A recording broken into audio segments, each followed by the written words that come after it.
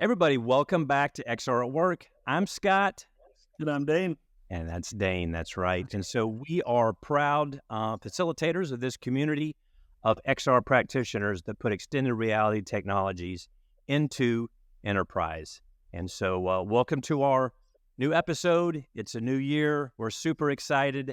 And today we have a special guest with us, our dear friend, Jenny Taylor. Jenny, how are you? And what are you doing these days? Hi, I'm doing wonderful. It's a beautiful day here in Charleston, South Carolina. These days, I am working with Duke Energy. We have an external sector called the Virtual Crew. We build virtual reality, extended reality, augmented reality, all kinds of training, simulations, applications, and qualifications, first of its kind, for the energy industry and other industries as well. So I've been doing that for a couple of years now. And prior to that, I was I've been in the utility industry for 16 years now, 10 years of nuclear. So clean, reliable energy is my passion. And with that, I'm really excited to hear what we have today. That's awesome.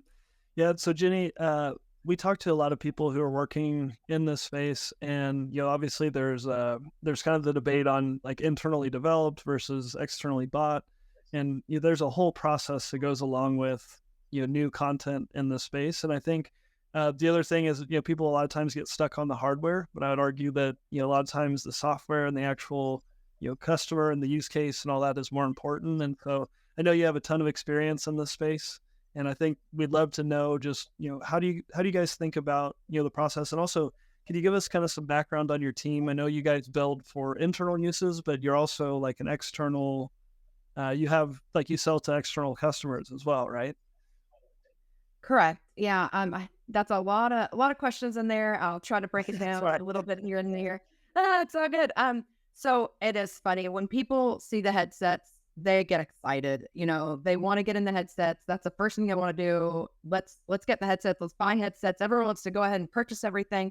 And you kind of want to slow them down and say, well, let's make sure that what you're talking about and what you're wanting to put into virtual reality is the right move. We don't always put everything in virtual reality. It might not be the best case scenario. So we want to make sure it's a great time, effort, and cost savings, safety. But there's a lot of parameters we talk to the business about, is this a right fit for virtual reality? So we kind of have to slow their roll a little bit, make sure that, it is the right fit, make sure that we're providing value to the customer that will be in the headset. Customer could be someone training. It could be a commission or we have headsets on Capitol Hill right now. We are getting legislators in headsets to learn more about Duke Energy's clean energy transition. So it's really important to take a step back and say, who is the customer? Why are we building this? What problem are we trying to solve for? That is the biggest thing we ask folks. What is the problem? Are people not signing up for training? Are they not happy with training? Are people not completing training? Is it not very easy? Are you paying too much for travel? Is it causing safety incidents? So these are all things that we try to look at before we ever build anything. The first thing we do is build a problem statement. So the team together, you asked a little bit about our team. We have 12 individuals who are experts in this field, almost over 90 years of experience overall across the team and in simulations. Yeah, so we have people who actually worked at video game studios. We have people who worked at, cell phone places that were doing virtual reality trainings. We have people who have worked in training scenarios and situations. And we have people from the business that really were interested in this. And some people that just picked up a headset and said, this is where I want to go with my life. So very wide range of folks, anywhere from 20 years experience all the way to 1 year experience. We have some of our Scrum Masters. If you don't know what that is, it's agile process. We can talk about that a little bit more later, but an amazing team. We have tech leads, we have art leads, we have artists. So that's what kind of sets us aside from other virtual reality in-house studios that you see. They might have a developer, a product owner, but we have artists. So we don't just buy asset packs online. We develop all of our art in-house so that we can customize it. We can add physics to it. We can add code. We can do whatever we need to. We can change color. We can move it around. And these 3D art assets are very important for our training simulations, especially as we go to customize for different companies and different utilities. It's really nice to have our assets at hand so that we can customize everything we need. So amazing team doing amazing work. They've won so many awards, industry awards, digital transformation awards, all kinds of awards. So really phenomenal team. I'm lucky to be a part of. That's really cool. So I guess within your business, I imagine you didn't start maybe by selling externally. You probably started as an internal team. Is that correct? Yeah, that's correct. So we have a change maker at Duke Energy, John Mitchell, and he was instrumental for understanding the value for Duke Energy of this. So in 2018, after he bought his first headset personally, he said, I wonder how we can utilize this at Duke Energy. And he's a leader in digital transformation here. And he said, why don't we just hire a contractor for a little bit, see what they can do, develop something. So we built our first virtual safety briefing, a simulation that we still use today for our new Optimus Hall location in Charlotte, North Carolina.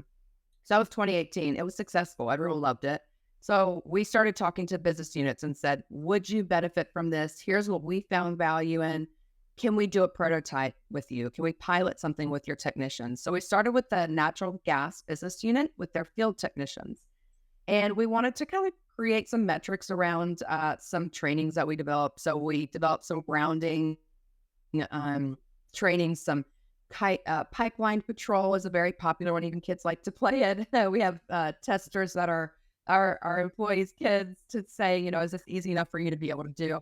You get in the ATV, you ride the pipeline, and be able to see what kind of intrusion there is. But we decided that how is this adding value? So we had these field technicians getting headsets. 96% of them had never been in a headset, were not familiar with VR at all. And even if they had been in a headset once, we put them in that 4%. Of those people that participated, 92% provided positive feedback. That's huge. These are field technicians with steel toe boots and hard hats. And they said, we're okay with getting in headsets to do our training. We don't make it mandatory. We just kind of said, hey, try it out. Let us know what you think. Give us some feedback. And 78% said they would recommend it to their peers. Recommended training? That's big. We cost savings. Not only that were they able to train faster, so 3.6 times faster than in the classroom and 4 times faster than with CBTs. And they're retaining that information a lot more than they would have prior. We found an average of $500,000 in savings for O&M operations and maintenance savings, and combined per technician about 3 hours through their suite of savings just to complete their trainings. And they were actually able to go out in the field and effectively do this, do their tasks after training in VR. So I kind of got on a tangent there, but I think it's really important to know that that's how we started. We found value. We started going out, and now we have over 38 applications in Duke Energy internally that we're using every day from all over the field. So we're in the nuclear generation facilities. We're in natural gas business unit, as I mentioned. We have our renewables. We have commercial operators, electrical operators that now can train and qualify. That's a big deal. Qualifications. We have industry standard qualifications that now people are doing in headset. They don't have to go out to the substation, be in high voltage, put themselves at risk. They can do it in the home, in the comfort of their own home with someone who's qualifying them, watching them with multiplayer or with casting. Just really amazing. It's changed the way we've done business. We're in distribution. We're in the business units. We're with customers. We're with stakeholders. We're in capital. That we're all over, and I love that. So I want to continue that. Something you brought up that I think that I run across a lot, Jenny. It sounds like you do as well. It sounds like you do a good job of this, and that is understanding how things have been done previously, and when you're uncovering kind of the business case, what I always like to ask, if you say it takes too long to do something now, the old way, how long does it take? Do you have documentation of this? Can you give us, I asked the factories, and it sounds like you do as well, where have you been with this? How are you tracking this? Show me the numbers that you want to improve, right? And if they don't have some sort of baseline or historical numbers for how long something's taking, or how long it takes to repair something, or how effective something has been, then you really don't have anywhere to start from to go have a positive impact, right? I mean, how important is it to really baseline the metrics that you're looking to improve? Very true. So we do have, most every company has a LMS system. That usually tracks how long it takes someone to complete a training. Are they completing it? Are they behind in getting their trainings? So we'd like to pull that data, and we'd like to see if when we do a pilot or a prototype, again, after we've done all the initial of finding the problem statement, defining the problem, defining what we're building, we like to see and compare those metrics and see, are we making a difference? Is this valuable? Especially when we're in that pilot phase or prototyping, to, just try it out with them and see, are we solving the problem that you have? When someone says, we're not seeing people complete training, well, what's the percentage? Who's not completing it? Why aren't they completing it? You ask these questions. So we do a lot of surveys. We make sure the business unit provides us details that we can then verify once we've started a pilot. We can verify with them that we are making a difference with virtual reality before we even go into a larger phase of work. Can you talk about, so you mentioned the LMS system, which, you're right, like most every business has an LMS system. Are you guys doing like XAPI stuff with like an LRS system to get more granular data? And can you talk about, I think there's a common challenge in businesses where they're like, well, we already have an LMS system. Why do we need an LRS system, right? Can you talk a little bit about that? Really good point. Yes and no is my answer. It depends on the business unit. So a lot of them just want an LMS, want us to connect to their LMS system. So we do provide with our trainings and qualifications. If we build something customized for you, we include an API that we work with your LMS system. We've worked with several of them. They're not the easiest, they have their own priorities. They don't want to add things, but we create, you tell us your parameters. The business says, I want to know what their name is, what their employee number is. We try not to put too much PI data, personal identification information out there. Even though these are very secure, we go through tons of cyber and architecture reviews and approvals, but we want to make sure that we're not putting confidential information out there. So we usually recommend having their employee ID or a number that you can identify someone with. Then you put how long they're in the headset, how long did it take them to complete? Did they get out of the headset at any time? Why? Where were they stuck? We have those metrics, but then we like to get for ourselves. And then we ask the business, what do you want to receive into your LMS system? And so we do create those APIs that then their LMS system can adjust, that delivers all that data automatically, which is very, very informative and useful. We don't recommend not having metrics when you have virtual reality trainings. You want to make sure that you built the right thing. I think it's really important to build an agile methodology, because if you're not familiar with agile, I think I mentioned before, we talk about it for a second. You're building iterative cycles and a 2-week sprint process. That's how we do it. So we actually deliver actionable, real training applications and updates every 2 weeks. So the first month or so, it's going to be more white boxing. It's going to be more clunky. You have a character, you have a box, it's going to go here. But as we start getting into the build, every 2 weeks, we want the testers, the business to be getting in the headsets and saying, we're on the right track, we're going the right way. And so then we can iterate the next sprint. We do have a sprint goal we've defined ahead of time with our roadmap, but we like to say, let's add this to the backlog because it's not as important, or let's bring it into the next sprint because it's super important to have this in the next build. And so we do these iterative cycles that are very important. A little off track there. But yeah, I think it's great that we document, we know what we're building, and we know how to, you can't have training without metrics. And you don't want to be in virtual reality without knowing what your customers are doing in the headsets. Absolutely, man. So Ginny, we're going to be best friends, because this is something that I've been talking about is, the experiential aspect of VR is incredibly valuable and very important, for being able to translate a skill set. But as far as the person who's owning the training for the business, if you don't have any kind of metrics on how people are performing, it's incredibly hard to even kind of get, I always feel like the first project buys you the second project, right?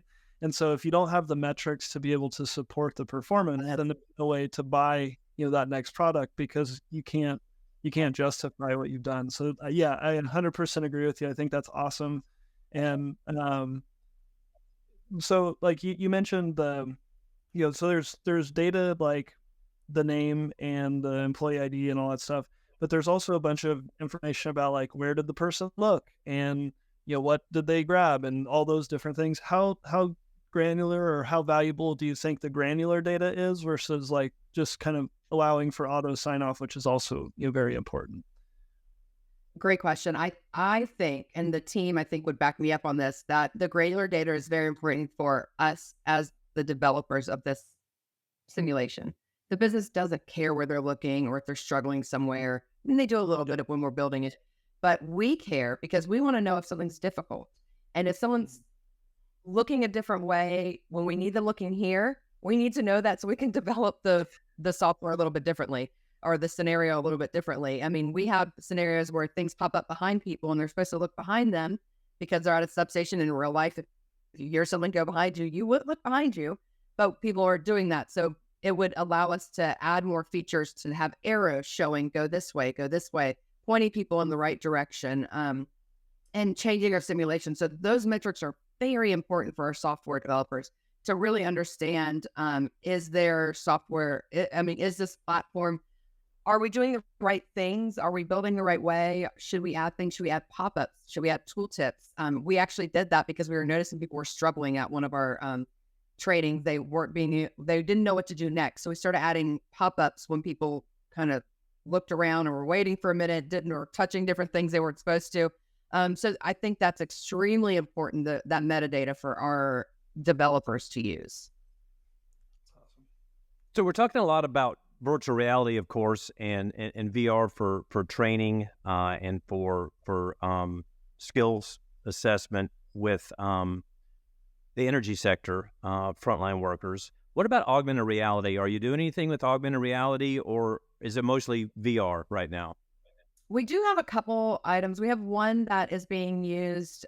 So we don't do as much with that because we haven't found the need. The business hasn't come to us as much with the need. We have one that's out there right now that our customer delivery folks are doing. And those are individuals that go out to the customer and say, we're going to be upgrading your equipment, or we're going to be doing installs, but we're going to have this really bulky, maybe ugly to you equipment that's going to be placed in your yard or at your manufacturing facility. We want to make sure that we're placing it in a place that's not in the way, doesn't create safety hazards, doesn't do, we want to make sure that you're okay with this and I'm okay with this. So they have an iPad that they go out to the customer with, and it's an augmented reality application where you can see real life what's going on, and you can place a transformer or a box, electrical box or something, a line, and you place it. They can see what it will look like once it's completed in real life. They'll say, let's move it over here. Let's add some, we even have some shrubbery you can add because we do plant and stuff after we install the high things. So we actually just build out what it will look like in your area and that in your facility. Once the customer in person with the Duke Energy employee says, we both agree with this placement, it actually sends that to the work order. So it has the visuals and it has the sign off from the customer and the employee saying, we both agree. And so that way down the line, we start installing, they say, we didn't agree to that. That's not where we wanted it. Well, we both agreed here. It's in the work order. Here's, do you remember this? Remember the screenshot? Oh, right. So that's really helpful for them to use for augmented reality. We've had some use cases where we unfortunately couldn't get the funding approved, but in our warehouses for procurement and sourcing to know when things come, we have huge warehouses, and when things come into the warehouse, where to place it, you can scan the barcode and you can look around and it'll show you where it should go on the shelf, and then it'll put it in inventory. So it has a little bit of augmented reality and AI built into that. So you can see the shelves, you can see the item, you can see where you're supposed to place it. And then once you place it, it's put into inventory then. So that's a really helpful process. We, again, didn't finish that because funding is always an issue at regulated utilities. So probably any company, especially with interest rates the way they are, hopefully coming down. But we won't get into economics of things. We also had, so one of my favorite projects I've done in my career was called Kilowatt Crush. You can download it on the App Store for free, especially if you're a Duke Energy employee. It's really fun. It's wonderful to play. It's teaching you about energy efficiency. And we used it for several years at different schools to teach kids about energy efficiency. We actually developed an idea of putting augmented reality. The initial actually prototype and pilot that we actually put together was where you go through your home and you do an in-home energy audit. So you can see, oh, my light bulbs are not LED, request free LEDs on this app. my thermostat is not a smart thermostat. We have $100 off discounts. Order your Nest thermostat today. So using augmented reality even in the home, because we found that we actually provide a free service for customers where we have a Duke Energy representative come to your home and do an energy audit. But some people don't trust energy companies to come in and tell you how to save energy. Doesn't make sense to a lot of people with energy efficiency. So having you be able to do it yourself, you feel like you're in control. You're being able to see where you can upgrade for free, for discounts. Really a great program, but that's how we would use augmented reality as well. And we're looking at doing that again. That's awesome. I mean, it sounds like, and it's interesting too, because with some of the devices that are now coming to market, and I don't want to say Vision Pro because then like now we're on the hype train, but I mean, we get these mixed reality devices that are coming to market, and I think it's cool to think about the consolidation of hardware, right? Because in the past, augmented reality, you had to have a HoloLens, or you could use your phone, to your point, but and then if you wanted to do VR, you had to use an Oculus or a Pico or something. And now it feels like we're getting to a place where there's actually a consolidation of hardware, that could be used. So you can use your VR headset, right, for different applications. And so I'm interested how that transition from kind of a very staunchly separated VR and AR market into this kind of mixed reality type space, how that's impacting how you guys are thinking about development and the recommendations that you're making. Yeah, it's phenomenal. We try to stay all the new technology. We try out all the new hardware, and we are loving the mixed reality right now. I mean, Lenovo has a great headset. Oculus has a great headset. I mean, there's so many out there now that are just worlds ahead of where I thought we'd be right now. And it's getting better and better every year, faster and faster every year. So we try to stay on top of it. It's really fun now. We're using hand controls. That's one thing that maybe you didn't mention, but with the new headsets, you don't need controllers anymore. And that's a big deal, especially when we're training folks to use their hands to do work. It's very important that they feel like they're really doing it with their hands and not the controllers, because when you get out in the field, you're not going to have those controllers to use. So that's a really big deal. But yeah, we're actually implementing a lot of the new technologies that we're seeing. We haven't done as much mixed reality in the headsets yet. We're still using kind of the AR apps on the iPads and phones, just because those are already out in the field.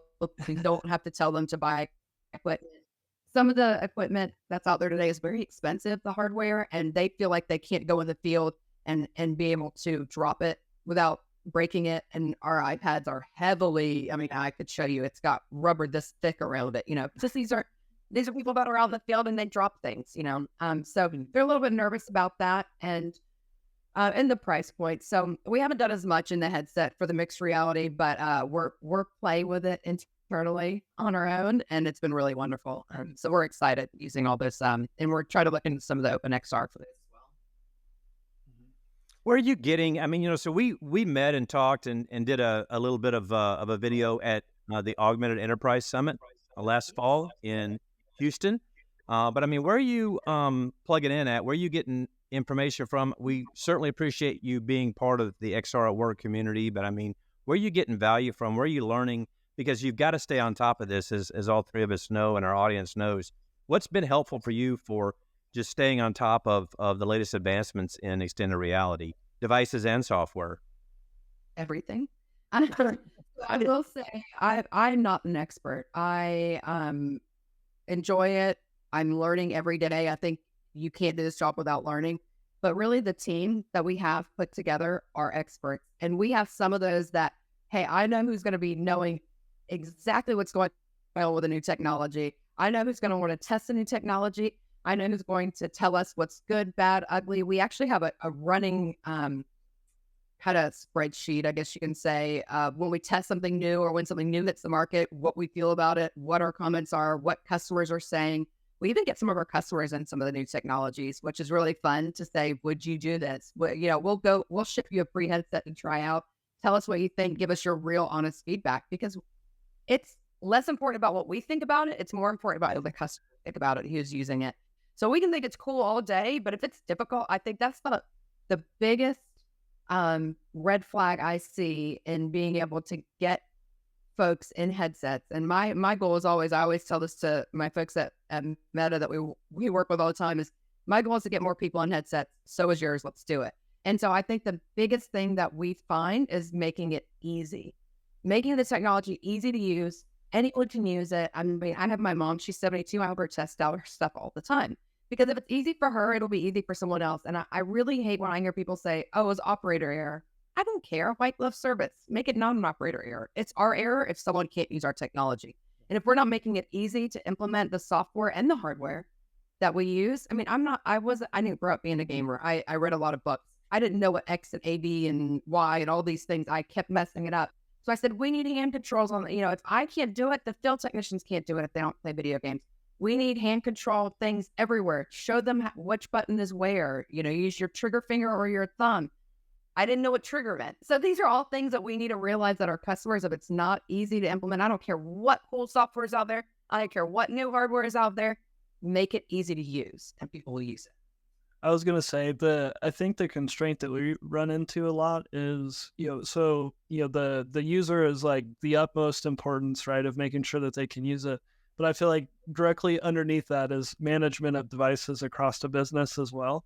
And so, a lot of times we end up with like a really good, like it could be the best headset in the world, but if I can't buy, 50 of them and manage them all easily from a central location, there's no way that they're going to get scaled, across the business. So can you talk to us a little bit about, as you talk with businesses, we talked about identifying the problem, identifying kind of the right, customer, if you will, the person who's going to be using it.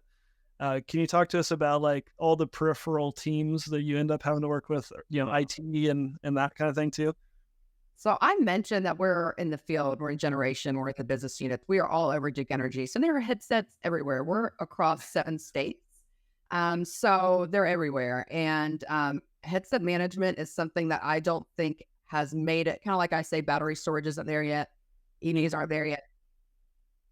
Headset management is not there yet. And I know there's a million companies out there trying to do it, and you have to pay a lot of money, and then it's not what you wanted, and then you're trying to fit a circle in a square box, and just not fun. So we are still today trying out new technologies. I will say being able to remotely send our software. We use a Meta platform to remotely send software and remove it as well. We use that for trials as well, which is really nice. But the headset management, we actually put that on the business. So once we launch our product and they buy their 20 headsets for their field technicians, we let them manage, keep, inventory. We push they can reach out to us when they're ready for us to push it to their headsets or remove it from a headset. But we leave device management up to the business unit because we're just developing the software. We make it easy for you. And then they can go from there. But I don't think that I would love to be able to, Matt asks us all the time, how many headsets do you have out there? No idea. I wish I could tell you, but a business unit will buy that, we'll send it. It's not easy yet. It could be. There's great solutions out there that are very expensive that we could use maybe, but no one wants to pay for that. They'd rather just have an Excel spreadsheet that, they know John Doe headset number 103 with serial number this, and this is the email address that we're shipping the software to. That's kind of what it's still, you're right. It's still different. I mean, it's still difficult. It's and very forced, right? For headset management. What devices, where are they?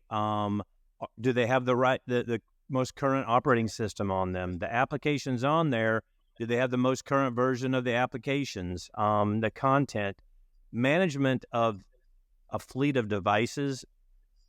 I don't know about you guys, but we've got 4 or 5 different devices out in the field. I mean, just the whole thing is still, as we sit here in 2024, just my little crying jag, but it's like, it's still not super easy, right? And I think people want us to have a solution for everything. And it's like, guys, we're still in the early days of this in a lot of ways, right?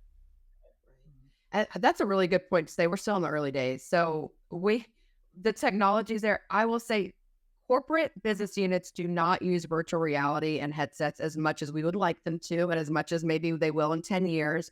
So right now, we're still in like the cell phone phase of where we know all our cell phones are, we know how to manage those. I think in the next 5 years or so, maybe as more corporate opportunities come about for virtual reality, they will start asking these big companies, we need device management. I know Meta's doing their business suite, but if corporate companies don't say it's a problem, no one's going to be out there trying to fix that problem. So I don't think there yet. I think people still use the headsets more for fun and use at the home more than they do at corporate environments. There's a lot of pushback at big companies saying we don't want games in our, and I hate when people say gamification. Let's gamify our trainings. Let's create more immersive trainings and technologies to help our customers. But, until more companies request better device management, it's not going to be out there. They're going to be updating, hand controls and virtual reality, mixed reality more than they care about device management. Right. When you talk with customers, I think this is something people struggle with too, is the rationalization of like store bought versus internally built. And you certainly started in the kind of internally built, side. How do you talk with people who are trying to think about like, oh, should I build a team to help support this for my business, or what are the things that are important to think about, I guess, in that conversation?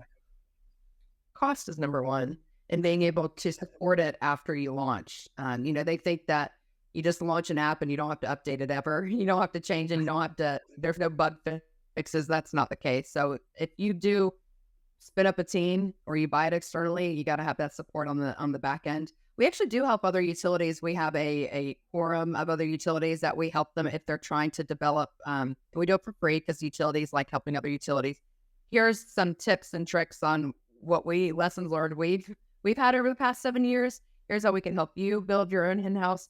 And most often than not, people say, all right, this is too much. We'd rather just buy it from someone else and pay an annual fee. But it's really important, I think, for us to say, if we're talking to other utilities, we're building utility applications built for utilities by utilities. We're utility customers. We're utility employees. So I think that's really important, because some people say, oh, we'll just hire this game studio. We'll have some consultants. We'll have some contractors.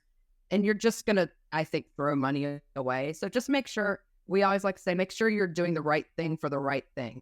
So if you just want to try a pilot and prototype, hire an external company, pay the $100,000 to just try something out. You might throw that money away, but just know that you're doing that. If you're really wanting to get serious about it, invest in it, because it will pay you back in the end. Yeah, I'd agree with that. And then, the other kind of question that I have in this space is like, as you're thinking about these deployments, what are the things that customers miss, right? Like, what are the themes that as you guys are talking through, like, I guess that are important for people to know as they're getting started? And I guess maybe like a follow-up to that would be like, as you went to go build your team, what was the progression of that? I imagine you didn't go from like just Jenny to 12 people, right? So like, can you walk us through kind of what that looked like? Yeah, the first question that you asked, I have a really great story about this. So we met with a company, not a utility, a food services company, to create an operator tech check train for them at their facilities, their restaurants, their cafes, that sort of thing. And that we held our first design thinking session, which is really important. Don't go in there and build. Really understand what you're building before you start writing any code. We had this company. We said, who's doing this training? Who will be in the headset doing these trainings? And they gave us, so it was operator Joe Blow. And so we said, well, what is their experience like? What does their day-to-day look like? I don't know. Well, what are they learning out of this training? How does this training benefit them?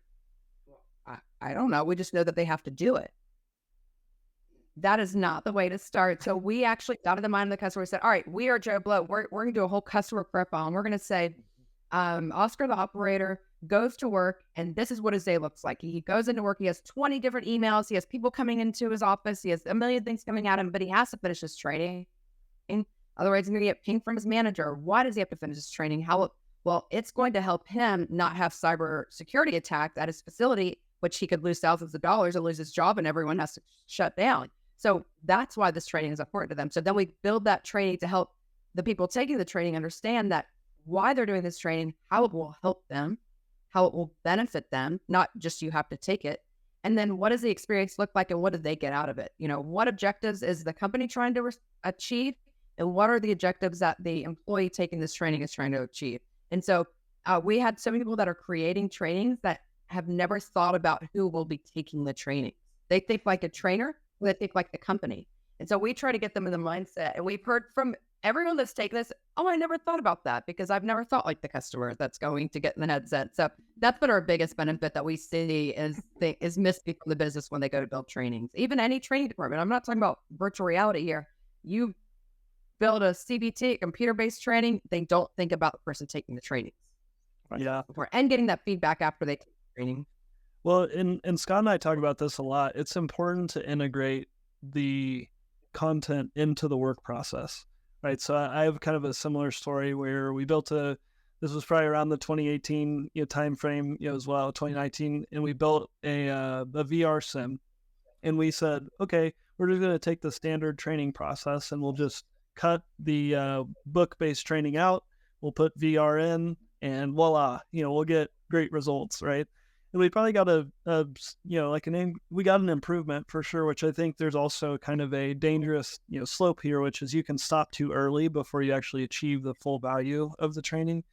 But, so we got like a 20% improvement or something like that. And then we went, hey, we really should rework this entire process because we don't have the same constraints that we had originally. And then we got like an 80% reduction in time once we reworked the entire process. And so I love what you're saying, because I think what you're trying to get to is like, how do you make sure that it's easy for people, who are doing this on a day-to-day basis to not have to like think about, going and doing training as part of their job. So again, tried this out prototyping with one contractor, 2019. I think it was. I had my thing up here. And then when we got other business units, 2018, when we got other business units saying, hey, we want this. We saw natural gas business unit was doing it successfully. And we started getting external funding. We are externally funded, even though we're an internal, like Duke Energy doesn't give us money from our ratepayers. We actually get it from the business units that need us. And so as we started getting more business units wanting more trainings and qualifications to be built, that's when we can build up the team a little bit larger, depending on how much money is coming in. And we can roadmap that out a couple of years. So that's how the team got to be as big as it is, but it's taken many years. Yeah, we see a lot of folks a lot of XR practitioners who are putting augmented or virtual reality into industrial environments. And I think it's difficult maybe for those of us, like the three of us on this episode, to remember back to what it was like in the first 6 months in our new jobs. When I first started putting XR into manufacturing years ago, it was a mess, man. I mean, and I didn't have Dane, I didn't have you, Jenny, I didn't have people to talk to. I mean, so when you think about folks in the audience today watching this episode that are maybe several years upstream from where you're at, Jenny, I mean, what advice would you give someone who's just starting out? Is it throw a bunch of money at it? Is it try different things and fail fast? Is it, go slow and methodical? But I mean, what would your advice be to someone starting out? So I love product development. New product development is where I get my kicks. And I love the fact that you said fail fast. I have said that a million times. People are scared of failure. And we used to actually go, one of my favorite bosses and mentors of all time, Bill Watson, he used to hold funerals for projects, and we would celebrate the life of that project. And that was short. That, sometimes an executive will get on a podium and say, I want this. And you spend millions of dollars and try to get it to work, even though you know it's going to fail. You know it's not going to work. I think that executive would be hopefully more open to the fact that he said, I just saved you $2 million because we decided to cut this project really quickly. So fail fast is so important that people always forget. They get so stuck on, I want to finish this. We're taught when you're small, you get a plate of food, you finish your food. But now we're realizing it's probably not very healthy. You eat until you're full, and then you don't need to overeat, right? That's the same thing with projects. If it's not working, and if you're full and it's still not working, don't do it. Fail fast. And so I think that's really important for folks to know early on. And prototype and pilot.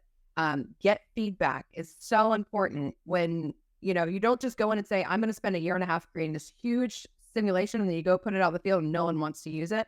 Get the field technicians involved in the beginning. Get the people who are using the trainings involved in the beginning. Get the trainers involved in the beginning and the trainees and the business. Everyone's in headsets every 2 weeks for the first 6 months of that pilot. Get it out to as many field technicians as you can to give you feedback and know that it's valuable and it's adding value to the business and it's saving that time and you're getting those metrics for the business. So pilot, fail off fast. So those are most important. And if you're looking as a company, if you're an executive and you're looking to do something like this, get a headset for yourself. Get in the headset, play games, go. There's golf, there's bowling, there's all kinds of things. I love the swap golf game. Go in there, play tennis. Do the things yourself and see, is this easy? Will I want to be in this headset? Will my employees want to be in this headset? That's the thing I did is I was like, all right, I feel like it's work when I get in this headset because I'd never been in headsets before joining this group. A quarter for every time I say headset. So when I asked the team, what are some fun games? Like the fishing game was the first game I downloaded. I said, what are some fun games that I can play where I don't feel like this is work? And so it helped me get comfortable with the controllers. It helped me get comfortable with virtual reality. And it really helped overall me be able to promote it to the business units because I'm using it. So those are my biggest, if you're starting this journey today. Great advice. Jenny, anything that you kind of want to say to our audience or to the XR at Work community or those watching this? I mean, from your experience, any final bits of wisdom from you? I think the most important thing for anyone to do, whether you're 10 years into building software and virtual reality or extended reality, XR in general, or if you're just starting out, look up design thinking sessions, read, I think it's Google Ventures design sprints, and try out a design thinking session for your own group before you ever get into code, before you ever get into a headset, before you ever purchase a headset. Just see the main key points I want to say is make sure the business is involved in the design thinking session, not more than 7 people. The first thing you need to do is define a problem statement. What problem are you solving for? Who's using it? What's the problem and how will this solve the problem? And then also define what are you wanting to get out of this? So, define the customer. So design thinking session, define the customer, define the problem statement, and what are your goals that you want to achieve by putting this in virtual reality? That's my biggest thing. I can't say it enough because there's so many people that don't plan accordingly and don't do these kind of things, and they just go straight into developing, and you're not gonna develop the right thing if you don't plan accordingly. Design thinking session, please. If you have any questions about it, reach out to me. I'm happy to help. I wish I knew you 5 years ago. Yeah, that would have helped me a lot. And I come from a project management and product management background, and I still just started throwing headsets in out there because it's cool and people want to see it. And it's like, yeah, good advice, Jenny. But Dan and I want to thank you for being part of our community. Thank you for all you do for XR at Work and for XR practitioners in this industry. You've been a great source of encouragement and camaraderie, and you're just a lot of fun to hang out with and talk to. So we appreciate that. You've got other folks on your team. We're looking forward to maybe talking to some of your team members in future episodes and seeing how we can go down some rabbit holes with some other smart folks that have been benefiting from what you guys have been doing at Duke Energy. I would absolutely love that. I've said before, I am not the expert here. The team is, and you need to talk to them because they are phenomenal and create amazing work. We look forward to it. XR Work is a community for XR practitioners, and we love helping each other out. Use the community. Check out the other videos that we have on LinkedIn, YouTube, Spotify, and Apple Podcasts. Certainly reach out to Jenny if she can be a benefit. And, Scott and Dane, we are always here. And we look forward to seeing everyone at an event in the near term. And we want to appreciate everyone for watching today. Thanks, and be sure you hit like and subscribe.